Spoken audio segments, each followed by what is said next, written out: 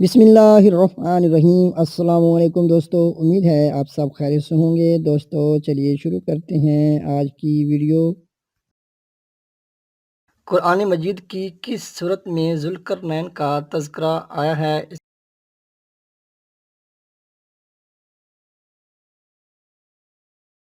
اس کا صحیح جواب ہے سورہ کہف میں۔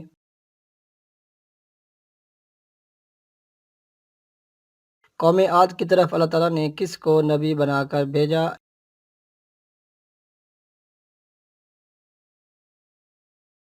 اس کا صحیح جواب ہے حضرت ہود علیہ السلام کو۔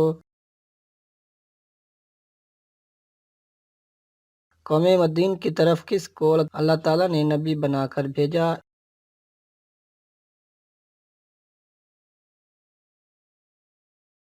اس کا صحیح جواب ہے حضرت شعیب علیہ السلام کو۔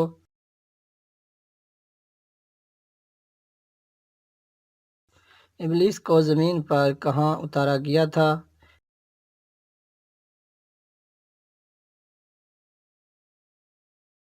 اس کا صحیح جواب ہے دستمسان، جو بصرہ سے چند میل کے فاصلے پر ہے۔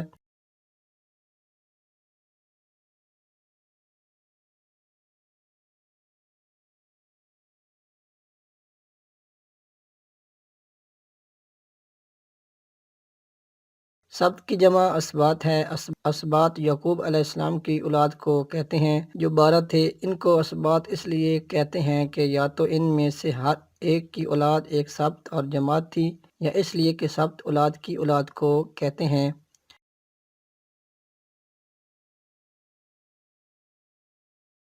وہ کون صحابی ہیں جن کو حضرت ابوبکر صدیق رضی اللہ تعالیٰ عنہ نے تدوین قرآن کا حکم دیا تھا؟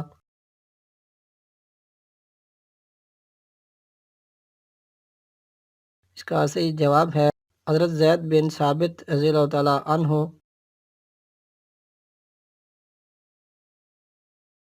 کس صحابی کی شہادت کو نبی کریم صلی اللہ علیہ وآلہ وسلم نے 2 آدمیوں کے مساوی قرار دیا تھا؟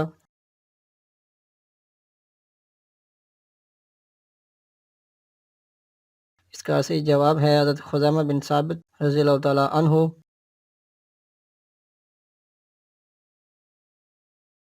قرآن کریم کے الفاظ پر سب سے پہلے کس نے نقطے لگائے؟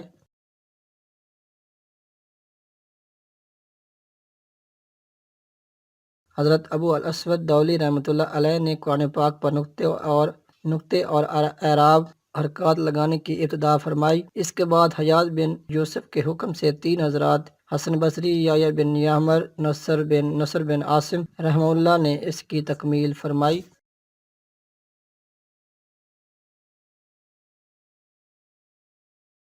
وہ 4 صحابی کون ہیں جن کے بارے میں نبی کریم صلی اللہ علیہ وآلہ وسلم نے فرمایا ہے کہ ان چاروں سے قرآن سیکھو؟